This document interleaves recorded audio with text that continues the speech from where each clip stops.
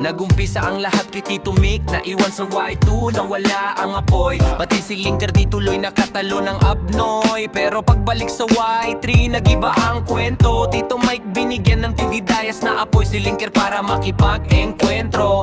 Mga kupal na MC, kain lahat kay Kulja. Mga walang bitaw, puro lang farm. Tapos nagastang star. Iba din ng tikas, kumana ng 87 kills in one day. Talo pa 81 ni Kobe, score mo na yun sa PK hanggang Sanday. Baka di ka wala pa, tropa kong si Ulos, napakalupit. Kahit sa server talagang makulit. Parang di natutulog kahit saglit. Patay sa farm, kalaban pagising galit. Mga ataps ni Ayo, puro palo. RMW boy, solid maglaro. Wala ka nais patan kahit saan magtago. Lagas talaga kalaban, puro mga bano. Pag Arda Bali, UM bumitaw. Malupit talaga gumalaw. Di kaya kung kalaban lang ay butaw. Tanggal langas parang bola, sumingaw dating leon. Pagdating sa Y3, naging leon. Pagdating sa Y3, naging leon.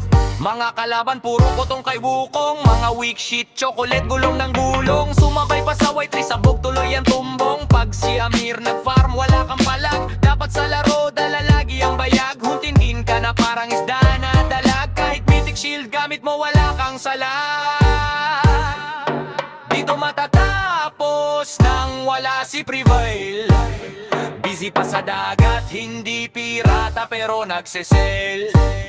Tropa kong si Ulos, napakalupit. Kahit sa server talagang makulit. Parang di natutulog kahit saglit. Patay sa farm, kalaban pagising galit. Mangtatak si Ayo, puro palo. RMW boy, solid maglaro. Wala ka naiispatan kahit saan magtago. Lagas talaga kalaban, puro mga bano. Pag Arda